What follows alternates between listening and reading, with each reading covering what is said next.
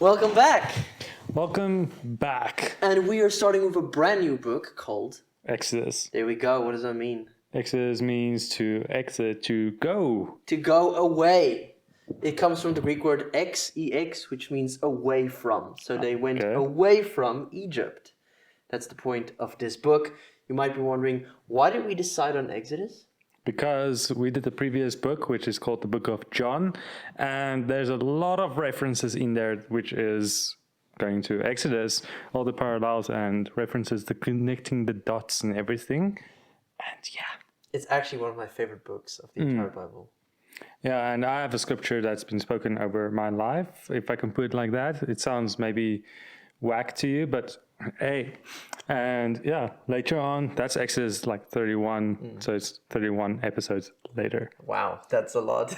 Anyways, we're sidetracking. But anyway, the background of Exodus in Genesis, there was a famine that actually affected the entire world. And who did God use to help them with that famine? Who? Joseph. Joseph. He was one of 12 sons.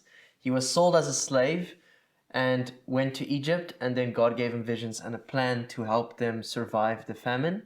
And eventually his family of 70 or 75 people moved to Egypt. They stayed there, and then they ended up staying there for, just for 430 years. Yeah, what's 430 years? Exactly. You know what's funny? What? In Genesis, God told Abraham, your descendants will be in a foreign land for 430 years. God's sense of humor. Yeah, he knew exactly that it was going to happen. So they became a lot of people because they were fruitful, but they hadn't possessed their land yet. And this story is about how they went out of Egypt towards Canaan, which is what makes it such a cool book. It's a classic. And the best Exodus movie adapted of this movie is Prince of Egypt. Don't watch Exodus, Gods and Kings. If you do, it's not accurate. It frustrated me. But anyway, so this story follows the Egyptians that need to go out of Egypt, and God calls Moses. And we don't know who this Pharaoh was. It might have been Ramesses II. But do you remember what Pharaoh actually means? Pharaoh means king, or I don't know what. Big house. Big house. Big house. That's what it means. Anyway, it means big house because he lived in a big house or a palace, and he was seen as a god. But not the number one god according to the Egyptians. Who was the number one god according to them, the Egyptians? Ra? Yes. Was it Ra? Yeah, it's Ra. And Ra is the sun god. There we go. Well done. Okay. Well done. It's the sun god. I think that they heard you whisper it. As there would be a microphone right under my nose. But anyway, there's the sun god, Ra, and then there was Pharaoh, also seen as a god. And Pharaoh here symbolizes anyone who rebels against God. So that's his character, which makes it very interesting. Yes. And there are actually two pharaohs in this story. Pharaoh of the oppression, which we meet in Exodus 1 and 2. And then from Exodus 3 to 14 or 15 is the Pharaoh of the Exodus. So there's two of them. The second one might have been Manasseh or something. I can't remember his name, but we don't know for sure who the pharaohs were. But they're important characters. And the structure of this book is the first 15 chapters tell the story of Moses getting born, the Exodus itself, and technically Exodus ends at chapter 15 because then the Exodus is done. What's the rest of the... It's funny because the rest of the book is like 25 chapters more. Why is it 25 pages more? Chapters. Chapters, not pages.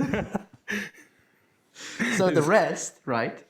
Chapters 16 to 20 is where he provides food for them and water and meets them at Mount Sinai. And 21 to 25 is where he gives them more laws after the 10 Commandments. And 26 to 40 is where they get detailed instructions on building the Tabernacle, Ark of the Covenant, which features in Raiders of the Lost Ark, and also the story of the golden calf.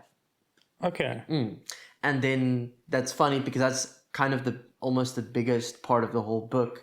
But Exodus actually ends at chapter 15, and there's like 25 chapters left. So funny. Yeah. It's like a movie and a movie. The movie ended and then keeps on going. Like Ballad of Songbirds and Snakes and Hunger Games. I have kind of felt like two movies in one.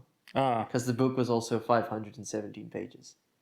that's not a lot of pages. No, for a book it's long, and a movie could have been longer. But anyway, this is not Hunger Games. It's not the Hunger Games. But this story is very important because it's referenced a lot throughout the Bible. That's why it's so important. And it's about this concept of they were redeemed from the house of slavery. That's what Egypt means. And the parallel to Jesus is he saved us from the slavery of sin. And by that, you can watch our Book of John podcast series. Yes. And what else was there about Exodus? Some background. Am I missing anything? I would say that's about it. That is about it. So catch us in the next episode as we start with Exodus chapter 1.